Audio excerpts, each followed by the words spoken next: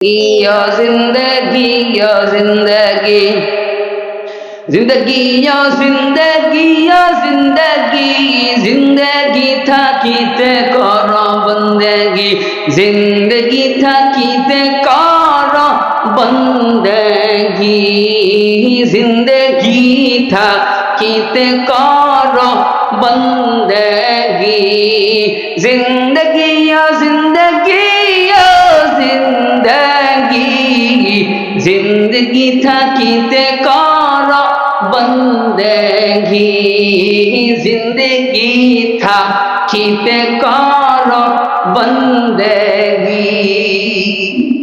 আচ্ছা, জিন্দগি শেষ কইরা বন্দি করার সুযোগ আছে? আছে মনে হয়। কুল্লু নাফসিন যায়িকাতুল মাউত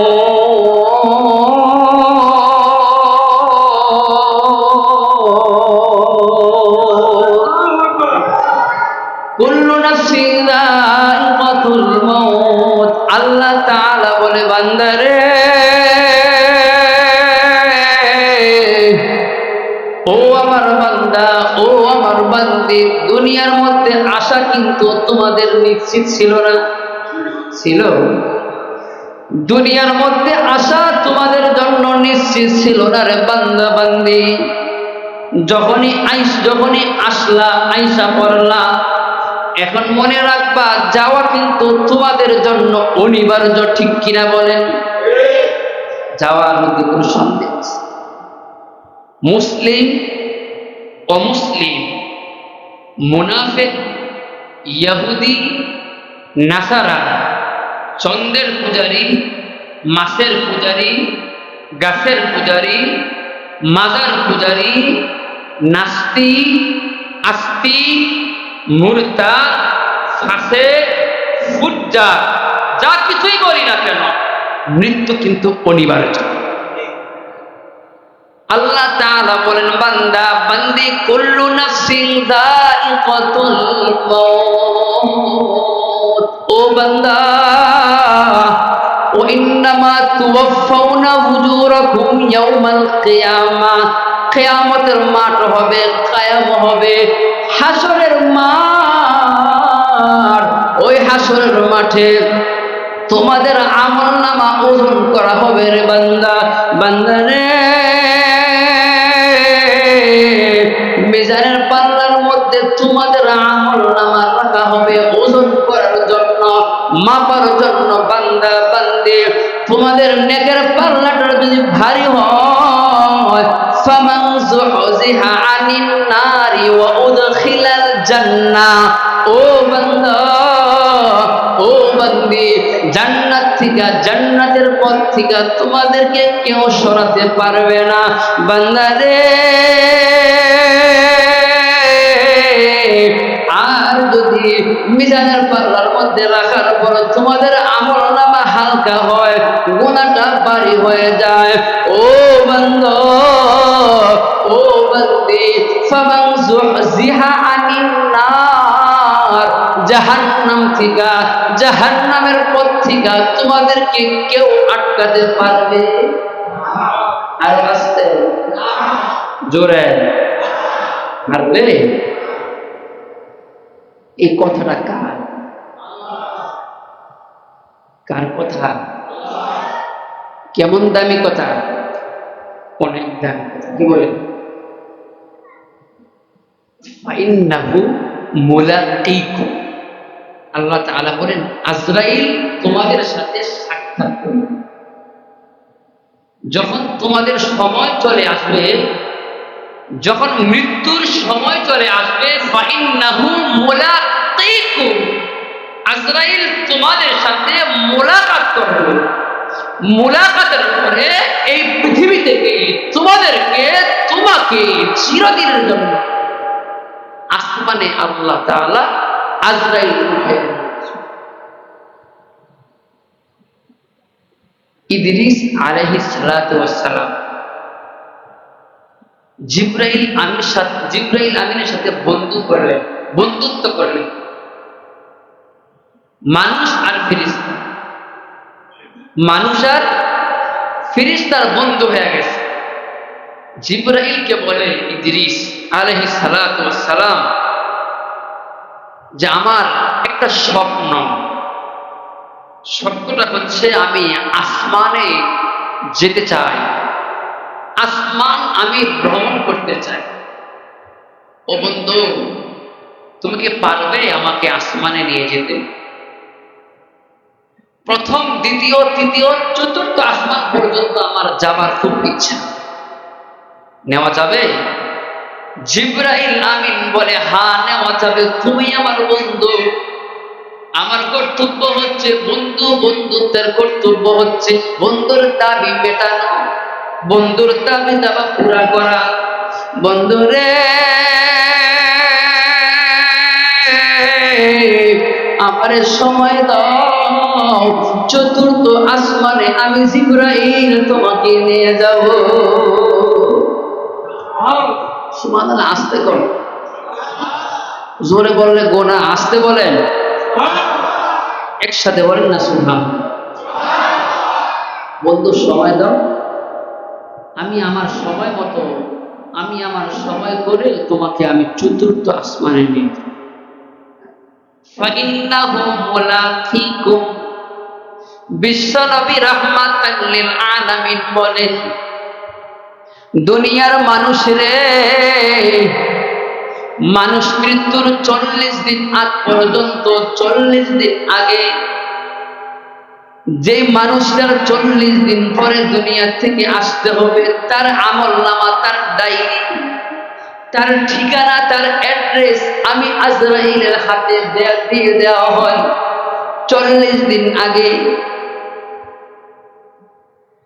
আমার সামনে একটা পত্র, আমার সামনে একটা ঠিকানা আসছে, নাম তার ইদ্রিস আলাইহিস সালাতু ওয়াস সালাম। সময়টা যখন চলে আসছে, আমি আজরাইলের মাথা গরম হয়ে গেছে। কেন কেন কেন গরম হইল? আমার আল্লাহ তাআলা বলছে, আজরাইল রে, ইদ্রিসকে চতুর্থ আসমানে যাও, ইদ্রিসের জানটা নিয়ে আসো। আজরাইল বলে, আমি তো আশ্চর্য হয়ে গেলাম, ইদ্রিসের কাম তো চতুর্থ আসমানে না, ইদ্রিসের জায়গা চতুর্থ আসমানে না, ইদ্রিসের জায়গা হচ্ছে জমিনের মধ্যে, জমিনের মধ্যে ইদ্রিসের জায়গা, ইদ্রিসের বাসস্থান। আল্লাহ তাআলা আমারে বলছে চতুর্থ আসমান থেকে তার জানটা নেওয়ার জন্য। কিভাবে সম্ভব, কি হচ্ছে না হচ্ছে, যাই আমি চতুর্থ আসমানে যাই। ফাইন্নাহু মুলাকিকুম, আজরাইল বলে, আল্লাহ তাআলা বলেন, তোমার যখন সময়টা চলে আসবে, তোমার মোলাকাত করতে হবে না, আজরাইল তোমার সাথে মোলাকাত করবে। এই দিক দিয়ে বাবা জিবরাইল আমিন বলতেছে, বন্ধুরে, ও আমার বন্ধু, চলো তোমাকে চতুর্থ আসমানে নিয়ে যাব। ও বন্ধু, আমার হাতের মধ্যে ধরো না, তোমাকে এখন চতুর্থ আসমানে নিয়ে উড়াল মারবো। বাবারে, চতুর্থ আসমানে চোখের পলকের মধ্যে বাবা জিবরাইল আমিন ইদ্রিসকে চতুর্থ আসমানে নিয়ে গেলেন। সামনে সাক্ষাৎ হয়ে গেছে জিবরাইল আর আজরাইলের। আজরাইল আলাইহিস সালাতু ওয়াস সালাম চতুর্থ আসমানে আইসা ঘুইরা ঘুইরা দেখতেছে ইদ্রিস তো কোথাও নাই, কি হবে না হবে, চেহারার মধ্যে একটা চিন্তার ছাপ দেখতেছে। জিবরাইল আমিন জিজ্ঞেস করলো, ও ভাই আজরাইল, তোমার চেহারার মধ্যে চিন্তার ছাপ কেন? ভাই কি বলবো, আমার আল্লাহ বলছে চতুর্থ আসমানে আসার জন্য, চতুর্থ আসমানে আইসা ইদ্রিসের জানটা নেওয়ার জন্য। ইদ্রিস তো জমিনের মানুষ, জমিনের মধ্যে আছে না রে না। আল্লাহর খেলা এই জগতের কে বুঝিবে বাবা, আল্লাহর খেলা এই জমিনের কে বুঝিবে। জিবরাইল বলে, ভাই আজরাইল, কিছুক্ষণ আগে ইদ্রিস জমিনের মধ্যে ছিল, আমি জিবরাইল চতুর্থ আসমানে নিয়ে আসছি। ইন্নাহু মুলাকিকুম। জিব্রাইল দিয়া আল্লাহ তাআলা জমিনের মানুষটারে চতুর্থ আসমানে নিয়ে আসে। ওই তো বসা আছে ইদ্রিস। আজরাইল বলে আলহামদুলিল্লাহ, সুম্মা আলহামদুলিল্লাহ, আমি তো পেরেশানির মধ্যে পড়ে গেলাম, যাক এখন তো জান কবজ করতে আর সময় লাগবে না, নির্দিষ্ট টাইমে নির্দিষ্ট সময়ে ইদ্রিসের জানটা আমি কবজ করতে রেহাই পাইছে, রক্ষা পাইছে। আজরাইল সাক্ষাৎ করবে না আমরা সাক্ষাৎ করব? ফাইন্নাহু মুলাকিকুম, ফাইন্নাহু মুলাকিকুম।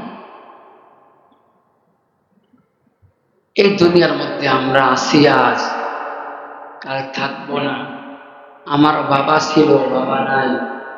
আমার দাদা এই মসজিদে আসতো নামাজ পড়তে, এখন কবরে, এখন কবরে। এই জন্য থাকা অবস্থায় কাজ করা, থাকা অবস্থায় ভালো কাজ করা, জিন্দগিরে কাজে লাগানো। জিন্দগি ও জিন্দগি ও জিন্দগি, জিন্দগি ও জিন্দগি ও জিন্দগি, জিন্দগি থাকিতে কর বন্দেগি, জিন্দগি থাকিতে কর বন্দেগি, জিন্দগি থাকিতে কর বন্দেগি, জিন্দগি ও জিন্দগি ও জিন্দগি, জিন্দগি থাকিতে কর বন্দেগি, জিন্দগি থাকিতে কর বন্দেগি। আচ্ছা, জিন্দগি শেষ কইরা বন্দি করার সুযোগ আছে? আছে মনে হয়? বাবা, জিন্দগি থাকিতে বন্দিগি করো, জিন্দগি শেষ কইরা বন্দিগি করার পুরো টাইম আর সুযোগ হবে না।